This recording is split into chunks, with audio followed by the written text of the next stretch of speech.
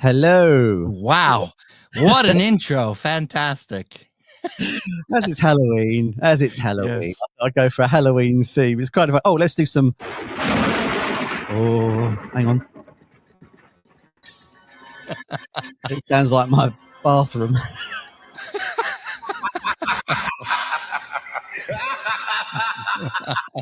Probably the most iconic laughs in history, isn't it?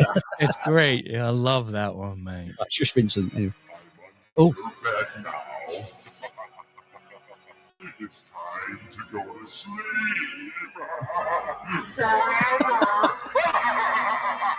Oh, great.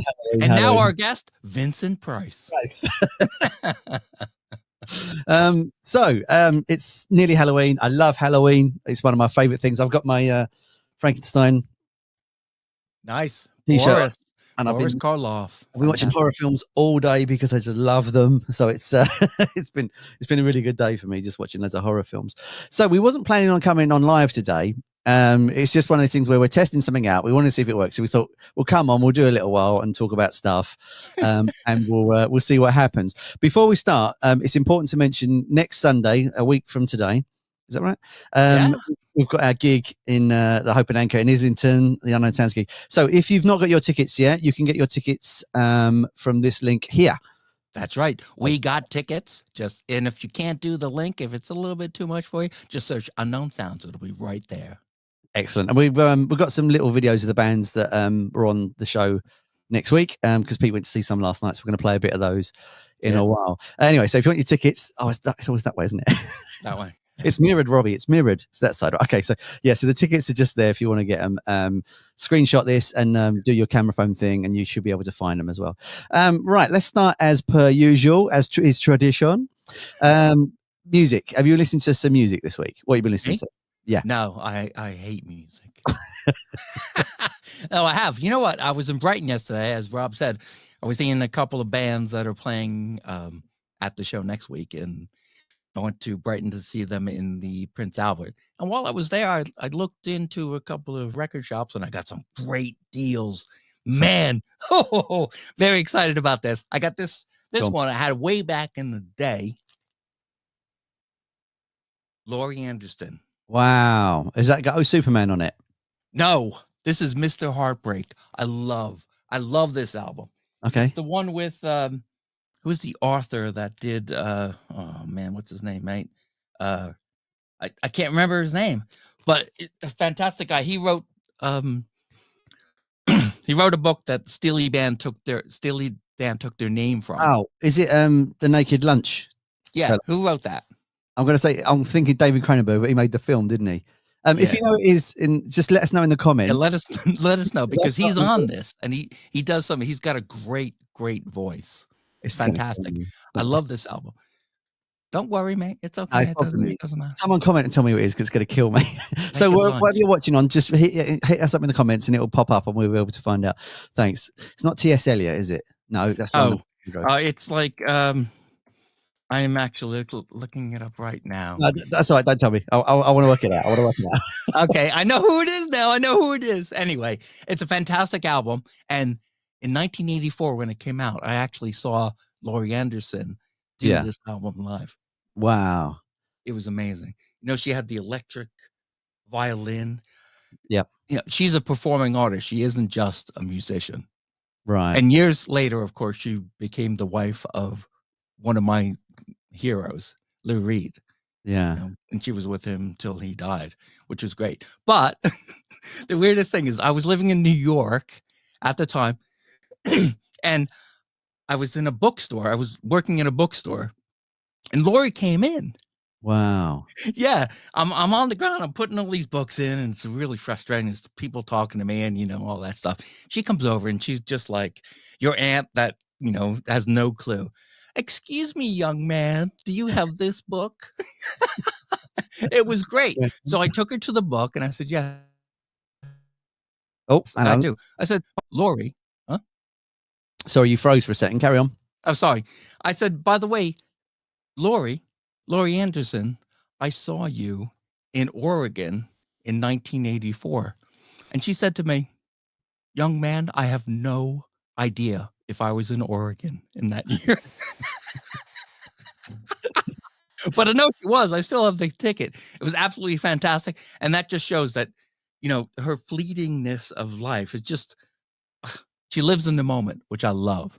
Yeah. And Sorry, go on. this album is just exactly like that. It's just, you listen to it, it's just fantastic, man. It's really great. So what sort of album is it? Because obviously you've got Oh Superman, which is sort of electronic looping. What is that, like an acoustic album? Has it got drums, guitars, bass, all that sort of stuff? No, there's a lot of electronic on it. If you don't know it, it's hard to explain. Sharky's Day, Gravity's Angel, Mhm. Sharky's Night, and Excellent Birds. Excellent Birds, I think Peter Gabriel is on. Right. Oh, now we're talking. Yeah, it's just great. She was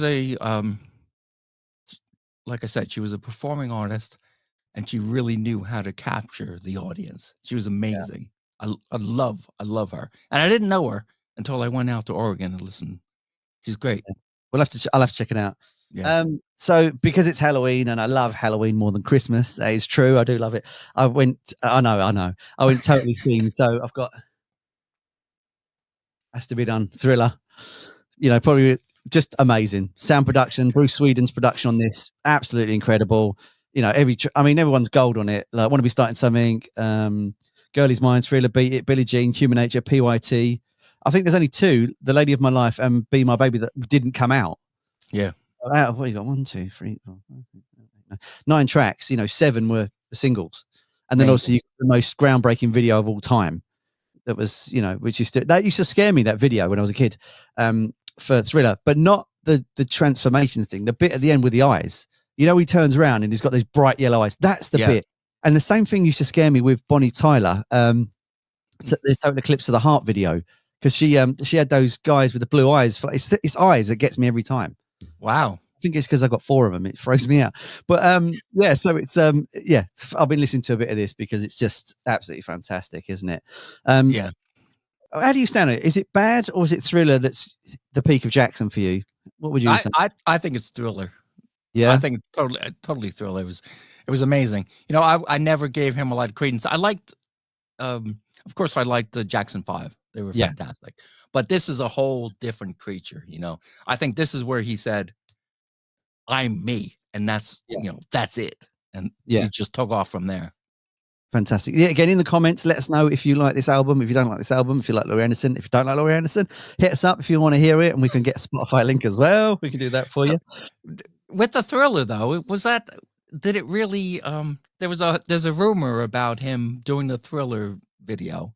Yeah, and because of his religion, he was kicked out of the church or something like that. Do you know anything about that? I heard about it. Yeah, so that sounds about right. Yeah, he would have been sort of told off for it. So he's he was. I think either that or he wasn't. I made it and he wasn't sure about it. It was one of the two. That was one of the things. Bonnie Tyler's Exorcist video. Hello, Glenn. Absolutely right. Yeah, it was like an Exorcist video. And although you imagine Bonnie Tyler smoking fags at the same time. She's got that exactly, yeah. She just one head, a special brew in the other. Total Eclipse of the Heart by all, like giving it. yeah.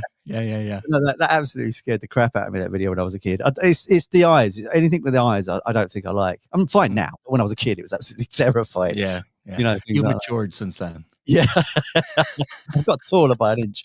Yeah, and that's why Michael Jackson doesn't like you anymore. What? So anyway, have you listened to anything else, or has it just mainly been that album? No, I you know what? Because of this gig, I've been doing a lot of research on independent music, and we've been doing a lot of that, and it's just amazing. It's just again, tickets available.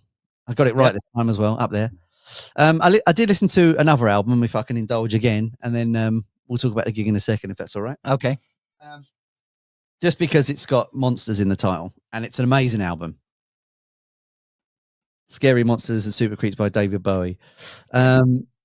Okay. So Neil says he's watching on Instagram, but his comments won't come through. Hello, Neil. Welcome. So David Bowie's Scary Monsters, Super Creeps album, absolutely incredible. Ashes to Ashes fashions on it. Oh, just Teenage Wildlife. It's just, I find this album more interesting than Low and things like that. I just think that's a more interesting album. Wow.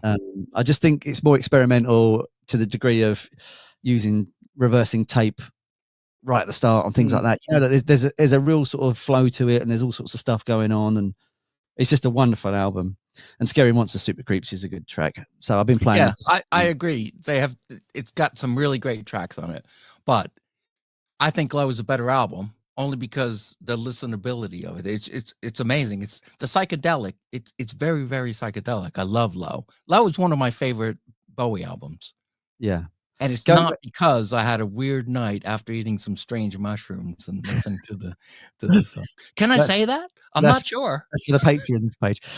Like Neil says there, hello Neil, Bad was a better video just because of Wesley Snipes. Now, Wesley Snipes famously said that his hardest acting job was making Michael Jackson look tough. Really?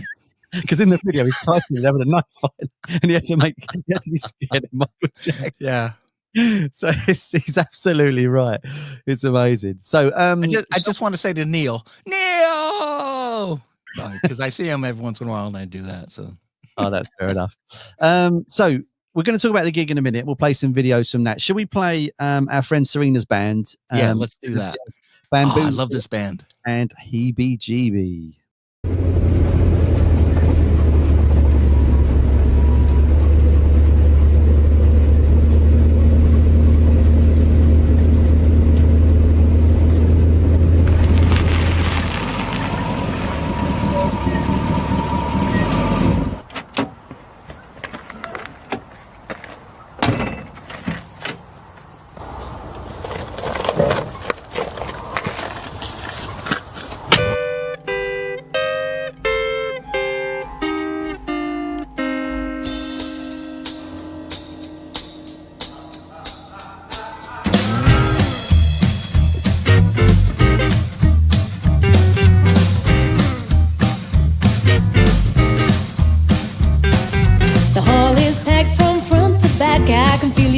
Somewhere, my eyes are tuned through dust and gloom and a rising atmosphere.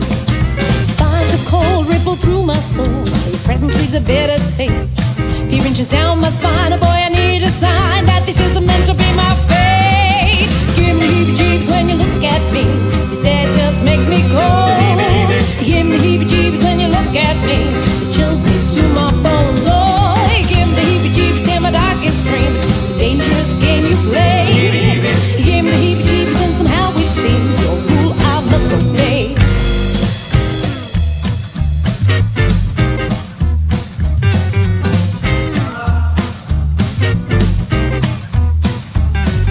Your eyes peer through the atmosphere every time they fall on mine.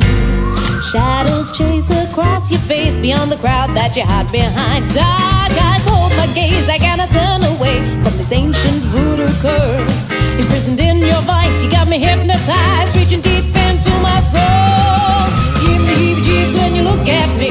Your stare just makes me cold. Give me the heebie-jeebies when you look at me. It chills me to my bones. Oh, give me the heebie-jeebies in your darkest dreams. It's a dangerous game you play. Give me the heebie-jeebies and somehow it seems your rule I must obey.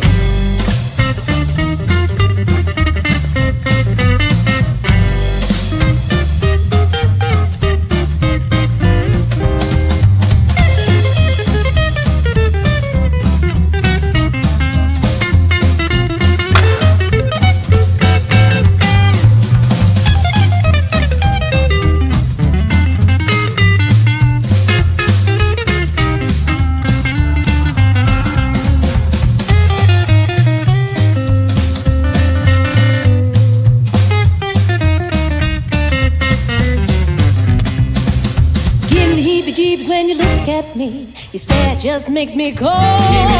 Give me the heebie-jeebies when you look at me. It chills me to my bones. Oh, give me the heebie-jeebies in my darkest dreams. It's a dangerous game you play. You give me the heebie-jeebies and somehow it seems your rule. Oh, your rule I must obey.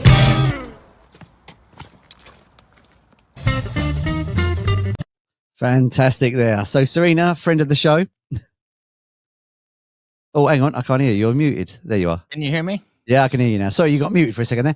Yeah, Serena there and Bamboozle, friends of the show, bless them, with their Halloween themed track. That's very kind of them. It's fantastic, wasn't it? Yeah, really cool. I love their music. You know what? I have a little weird story about them. Okay. I work for I do marketing for a company, and I was in Kent, Yeah. and I was doing a country show, and I heard this song. And I was like, wow, this is a great sound. And I walked up to it and I videoed it and I listened to it. It was fantastic. I loved it. 2 years later, this band, Serena and Bamboozle, sent me in that song. And I've been playing them ever since. Nice. Amazing. So we've had a few more comments while that was playing as well. So Neil says you're putting your accent on. I take it that's you rather than me, Pete. Put my accent on. What are you talking about, Neil? You being from the West End. You talking about me? Glenn says Michael was threatened with excommunication at the phrase father said. That's right. Thanks, G. I knew there was something weird like his dad sort of had a bit on that. And yeah, Glenn says you don't see many upright basses these days. And it's true. It's absolutely true. And especially women players as well. I did an interview with a lady called Lena from Lena and the Lions, and she plays an upright bass as well. And you definitely don't get a lot of those. No, and Serena's really good because she can actually stand on the bass and play it at the same time. Yeah, she does. Yeah, she does that stuff where she throws it around and she's jumping around and stuff like that. Don't forget, we've got the gig tickets up there available for next Sunday. So let's talk a bit about why people need to buy these tickets or need to donate to this thing. Yeah. PD, over to you. Yeah, well, you have to. Okay. What are we talking about next? No, it's a great cause. It's a great, you know what? I've been doing Unknown Sounds for a long time, and a lot of that time has been taken up by supporting musicians in Ukraine. You know, since the war, it's been absolutely horrendous. We've been getting donations in. We've been playing Ukrainian music, and now the next logical step is to do a live gig, and that's what we're doing. We've got 4 amazing bands that are giving their time and their talent to play this gig. All the proceeds go to Musicians Defend Ukraine. And you know what? Even if you don't give a damn about Ukraine, it's going to be a great night. £10, mate. £10 for 4 bands. It's great. It's going to be amazing, no matter what. And it's at Hope and Anchor, which is a legendary venue in London. Mate, you got to come. You got to come. Well, I'll be there anyway. So, but yeah. So if you want to go get your tickets up there, I'm getting the hang of this now. I'm going to write on my hand like QR code, so I know which hand to put. So it's up there. Yeah, if you get your tickets. So you went and see some of the bands last night. Who did you see last night? Yeah. Well, you know, there's 4 bands playing. There's Sunpin Leaves. There's Say Yes Do Nothing. There's Plague UK and Unorthodox. And I've seen 2 of them, Say Yes Do Nothing and Sunpin Leaves in the past, but I haven't seen Plague UK and I haven't seen Unorthodox. I love their music. They're great, but I really wanted to make sure that they don't suck, you know? So I went to the show and you know what? They don't. It's amazing. Shall we play a little bit of Unorthodox? Yeah, sure. So should we explain that I think you got this off your phone, didn't you? Is that right? This is from last night. You know, I just did a minute or so. You know, it's just a shadow of what they are about, because when you're there, it's an immersive experience. It's amazing. These guys are great performers, great musicians. You're going to love it. So we'll only play a minute or so just to give you a little teaser. Okay.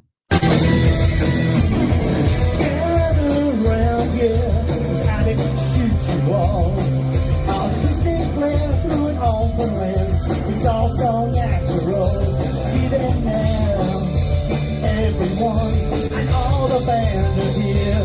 See them now. Celebrate that summer's ending, never ending. Our love is brighter than the sun. Radiate over everyone. Hey! Baby, it goes to show. Everything finds a way. In the valley, flow, let it flow, let it flow, let it flow away. It's flowing out forever. September's glory.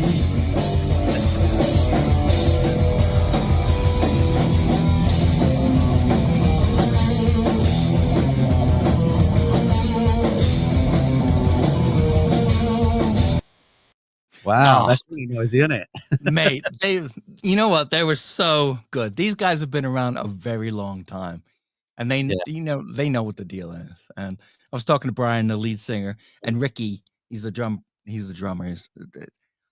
They are really great guys, and Yeah. Brian is so into the independent music scene. It's absolutely amazing. I went there last night. I felt like I was part of the family, Yeah, wicked. It's Yeah. amazing. That sounded really good, even just on a little phone, because normally, like, you get a proper scratchy old sort of that. So it's amazing. Our phones have come on as well. I know. It's yeah, really I'm not, great.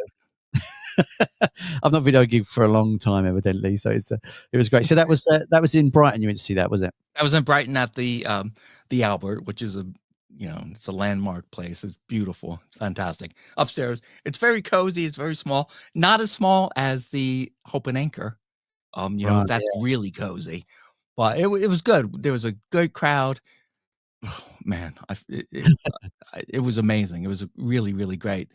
And we've got another one on there because Plague UK is playing at our gig next week, and wicked. they played last night. And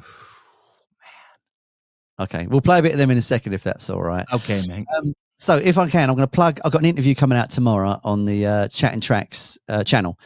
And I spoke because it's all independent. This is why I've saved this interview for this bit. His name's Simon Williams, and he runs Fierce Panda Records. They signed Coldplay to their first record deal, Keen, and they're working with Ash at the minute as well. When you go through their label, they've got the Polyphonic Spree, who I'm a huge fan of as well. And it's just a massive list of who's who on their record label. And we were talking about when they signed Coldplay to the first deal, and then eventually they signed to Polydor. So I just wanted to play you a quick minute bit of that interview. Cool.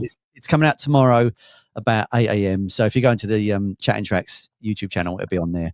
You can find it. Anyway, I'll just give you a quick blast of this. You signed Coldplay, and you released a single. Was it Brother and Sister you released? Brothers and Sisters EP, yeah. Yeah, and they signed eventually to Parlophone, but they sort of broke away in a really nice way, in a degree. That was a really nice thing in the book. I mean, they were absolute sweethearts. They were lovely to deal with. We had 6 months with them, and in the end, as I say, there wasn't, everyone turned up to see them at the second Bull and Gate gig. The entire music community was there, but people were still a bit, I think by that point, the band decided it was either going to be Fierce Panda or Parlophone. And we had backing from Mushroom at the time. So we had the money and we had the team. And in the end, they went for Parlophone. And to be honest, in 1999, I'd have signed to Parlophone. They were absolutely brilliant. They were with Supergrass, Manson, Radiohead, plus access to all the Beatles, Queen, Cliff Richard records. I don't know. I mean, we can go on and on. He's an amazing guy. And he's incredibly humble, and his book's fantastic. It's just his book's really interesting because there was a suicide attempt earlier, a few years ago, and the book follows the journey of the suicide attempt up to the record label. He was a journalist for, I think it was Melody Maker for many years.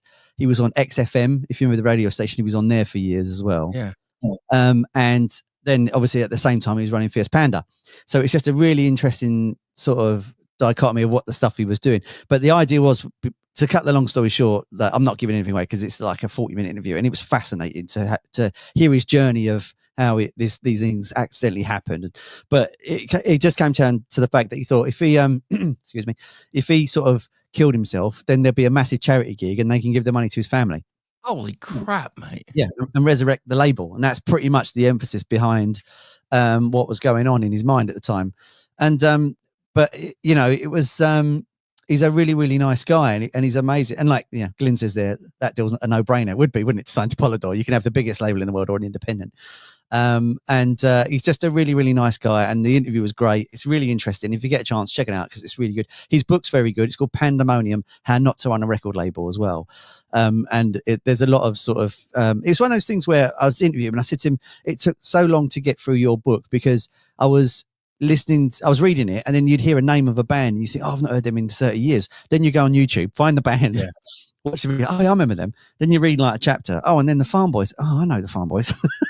Back on YouTube, finding that video. So it took ages to get through the book, but it's an amazing book, and it's a double-edged book really, and interview, because we treated it as the same. That sorry, that's my watch. Because people that are having trouble could read this book and realize that there's light at the end of the tunnel, and there's actually a positive outcome if you just hang in there and talk to people. You know, one of the biggest things in the book and the interview was that he just didn't talk to anyone about how he felt. And if he did that, things would have been different. But yeah, again, if he hadn't done that, you wouldn't have had the book. So Yeah. it's a kind of, you know, it's a double-edged sword. But yeah, that interview, I just wanted to plug that one because that's coming out tomorrow at 8 a.m. And he's such a nice guy. It's brilliant. Yeah, that's great. You know, I understand what you mean about the book because I do the same thing, and I'm sure everyone does. You know, it's like, oh, even with interviews and stuff, you're like, oh my God, no, I don't know this person, and then you just delve into that whole thing, and it just makes it a more immersive experience. You know. Does, yeah, and it's fantastic. They're working with Ash at the minute, the record label, and they're doing a lot of it, and they've got some great stuff coming out. Fierce Panda, get a chance, have a Google and check them out, and check out the records they got because they're amazing. So, should we talk about Sunday this time next week? We're going to be in the Hope and Anchor. Hopefully, it's not going to be cold. That's the thing I'm worried about. The weather's going to turn, but we should have a lovely firework backdrop because it happens to be bonfire night as well. So we've got a lot. Yeah, but you know what? We're going to have fireworks in the basement. Yeah. It's going to be great. No matter what the weather, it's going to be a fantastic night, mate. Fantastic. I cannot wait. I've seen all the bands now. So like I said, I know that they're top notch and it's going to be a lot of fun no matter what. And last night when I went to the Albert in Brighton, it just made me feel like, oh, man, you know, independent music is so important to people. You know, these people were there. They only listen to independent music. They go to the shows, they buy their CDs, they buy their albums, and it's just great. And the way they were talking to me is like, thank you so much for, you know, doing this, which is it's great. You know, I've been doing this in a bubble for 2-3 years, you know, and I've been to a few shows, but not a lot. But because I've been doing the interviews on YouTube, it's just blowing up. You know, people saying, "Oh my God, why haven't people done this before?" Yeah, you know, that's why you got copyright it. Yeah, well, well, I mean, copyright what? Can I? I mean, it just makes it real, doesn't it? That, like you say, you're sitting in a bubble. Like when you're doing stuff like we're doing, you end up sitting in a room all day by yourself, pretty much. Yeah. And then when you put a gig on, you go into these bands. It actually gives it a bit of weight to what's happening, doesn't it? It actually gives it a bit of gravitas of what's going on. Also, the mission behind it is extremely important. I don't think we explain what it's for, really.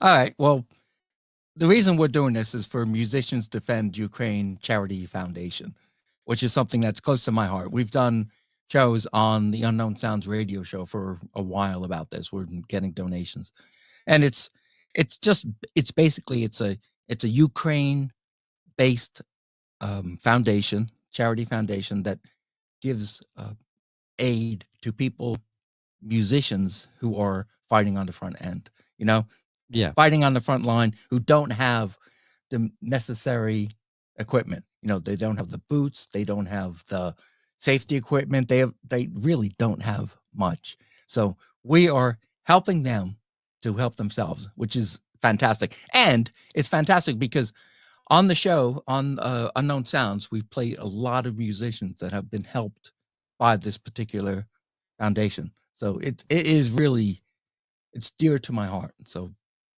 thank you for doing all this. You know, it's great. It's amazing to me. It's just a shame that we were sort of gearing towards this one for this war, and another one started in the meantime. Well, that's the thing. Well, you know what though? Recently I had an interview with a reporter from the Islington Tribune, which there is there's an article about it in that, and I told her the same thing. You know, that freaking Vladimir Putin, that war criminal, is loving what's happening in Gaza right now because it's taking the focus off of the Ukraine. But we know what's happening in Ukraine. We're not taking our focus off of you guys. We're going to stick with you until the end. You know? Yeah, definitely. Of course we are. Of course we are. Okay. Why don't we play a bit of music? What about Plague UK? Do you want to play them? Yeah, let's do it. Okay. So yet again, it was from your phone from last night, was it? From last night, yep. And these guys are going to be playing next Sunday. Plague UK. Looking up in the cold and the same bar, looking on the lonely carriage with the eyes to the sky with a house. I want to be serious.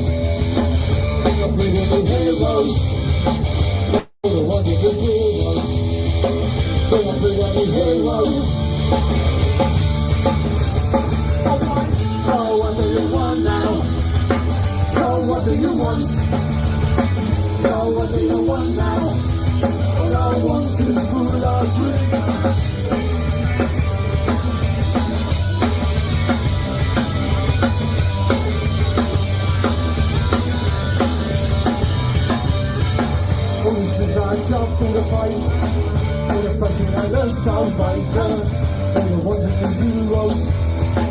They're not really heroes. Now what do you want now? So what do you want? So what do you want now? All I want is food of free. Now what do you want now? Now what do you want? Now what do you want now? All I want is food of free.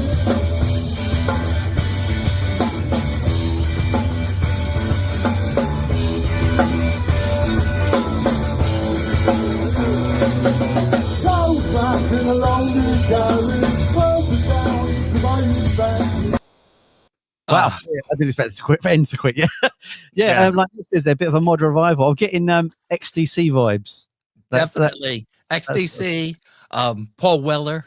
Yeah, like Bruce Foxton, very similar to that sort of sounding voice, isn't it? Really, as well, really great. And Simon, he's an amazing guy. You know, he really takes himself seriously with the music, and the lyrics are amazing, and the sound.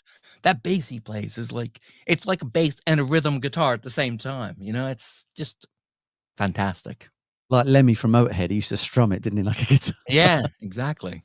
Well, I saw Motorhead once, and they really did take my head off. Motorhead, they were just amazing. You saw them?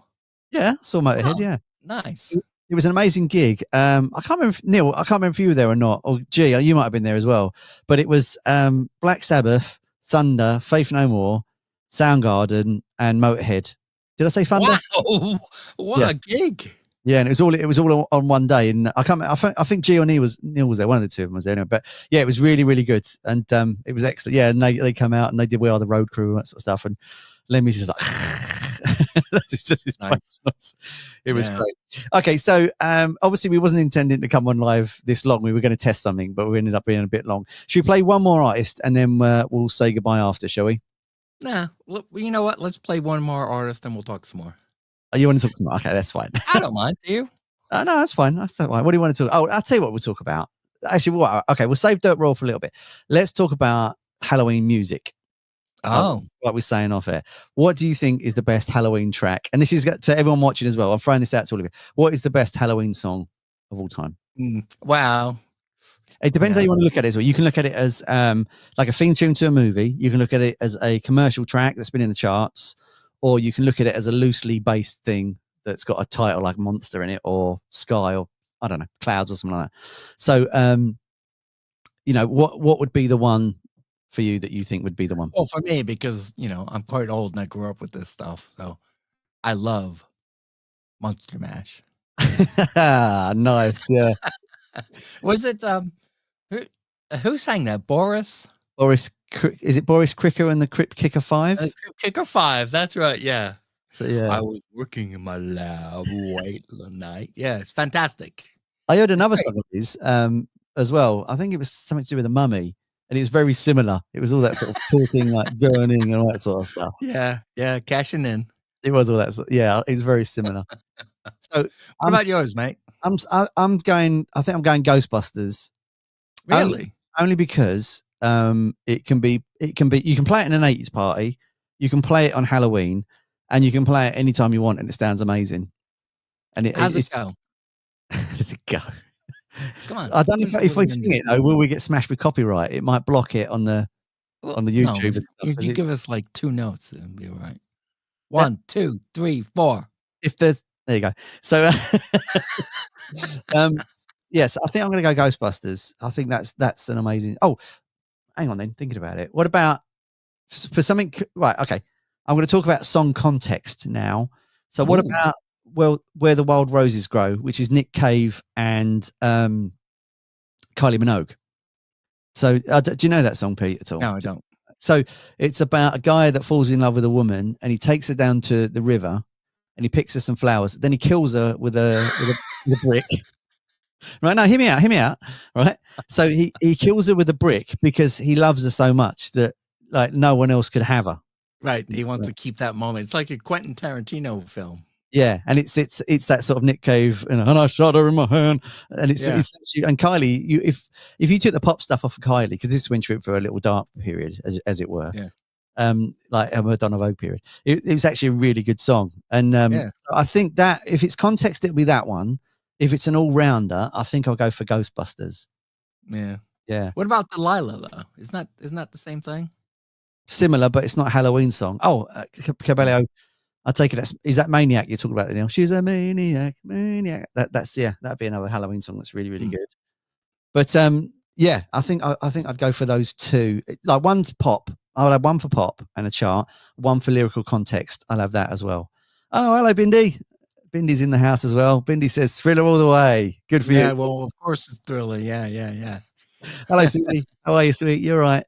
I'll see you tomorrow. Bindi. Love you, Bindi. We love her. She's awesome. She's fantastic. She's great. He's always got sweets as well. So anyone that carries a lot of sweets is going to spread away. Dawn.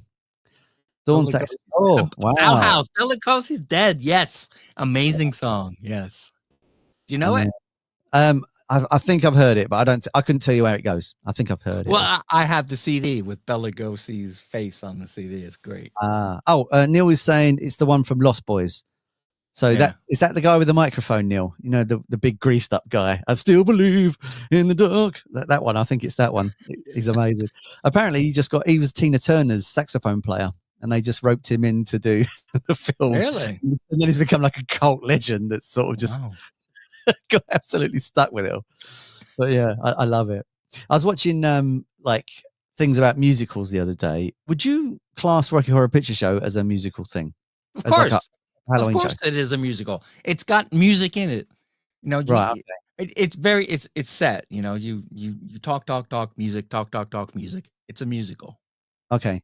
It's not a rock opera. Because I mean, technically, they're space aliens. So is it not a sci-fi movie rather than a horror movie? Yes, it's a sci-fi musical. All right, so it's a sci-fi. I love Rocky Horror. When I was young, we used to go see it every week. I think I probably saw it about 250 times. Wow, I loved it, mate. I loved it. Did you ever see? I can tell you some stories about leaving the show, but I can't tell you on here because, you know, it's illegal. But, you know, we went up to the Man Ray Cinema in Belmar, New Jersey. We drive up there for the midnight showing. It was fantastic. People would dress up. I never did, but I always looked like Rocky anyway. You know what I mean? But it was great. It was a fantastic show. We always loved it. Hey, says Pete. I'm sorry, as I mentioned the Goo Goo Dolls. Did they do? Was it Smash? Was that their song? Was it the one that was on the Wednesday TV show? Is that the Goo Goo Dolls? I'm not really sure. I'm not familiar with the Goo Goo Dolls. Oh, they are, yeah. But have you ever seen Phantom of Paradise? Have you ever seen that one as well? So that came out a year before Rocky Horror, and that's really weird. But that's sort of a horror musical as well. It's about a guy that writes songs, and then he gets put in it's really hard to describe. Daft Punk were hugely influenced by this movie. They said it's their favorite film. So this guy's a songwriter, and there's a club opening up, and a guy that runs the club, he tries to sell the songs to him, and he basically steals them to a degree, and then his head crushed in a record press. And honestly, it's Brian De Palma as well. It's Brian De Palma. I know it sounds bonkers. It's a brilliant Brian De Palma film. And then he loses his voice, and then he has this machine and he talks like this, and that's a musical as well. But it didn't do as well as Rocky Horror, but it's just as good. Like it's an amazing film. I am going to have to definitely look that up because it sounds great. And Paul Williams wrote the music for it and is in the film. Yeah. So people that don't know Paul Williams, he was the Little Enos in Smokey and the Bandit. That's who he was. Is he the short guy with the blonde hair? Yeah, and the mustache. Yeah. And he goes, I'd love to kick his butt just once. Yeah, so that's got a thumbs up somewhere. So he's Little Enos, but he wrote the music for Bugsy Malone as well. That was his other one. He did that. And then Bugsy Malone, the musical. Oh, no, I don't know that. And then he was on Daft Punk's last album as well, because they were a huge fan of him. And so it's brilliant. And he wrote all the music, and it's incredible. Yeah, he's a great artist in general. And then he wrote the music, but that's I think more of a horror based Halloween film than Rocky. I think if you watched it and could compare the two, I think that would be the one that would be. Here we go. Yeah, well, you know, Rocky Horror isn't just for Halloween. It's It's a fantastic film. It's amazing. It really is, though. If you look at Tim Curry's performance, it's award-winning, I think. I think it's amazing. Yeah. Did you ever see Shock Treatment? The second. I have, yes. Shall we talk about something else? I've never seen it. Is it any good? No, it's just, nah. They're just trying to, Cash cow it, were they? Yeah. Okay. Wasn't very good. Rocky Horror, though, is lovely. Okay. All right. I need to have some dinner soon. So should we play one more track and then we'll say goodbye after? All right. Let's play one more track and then we'll talk after. So we'll have, again, this is from your phone and this is going to be Dirt Royale. I won't get Yeah. These guys are not playing at our show, but I love these guys. We played them on Unknown Sounds. They're fantastic. It's the first time I met Charlie. He's the bass player. They're an incredible band. Let's have a listen to their song. Okay. Stand begin frustration, be the voice of a generation you never even seen. Red and burning on my first screen. Wanna be the people's poet, spitting words they don't know is that you are a fake. Say these things for the sake of unknown that I'm not comfortable. And I lose my mind. To find where I can, where I can, gotta lose my way. Gotta lose because you never had a choice. Now I can't afford things done for you frustration. Not the voice of a generation, and it must all be so hard when something left tight. Wow. I wish you'd tell me that's stopping. I just get into it. It stops. Who knows? I don't know.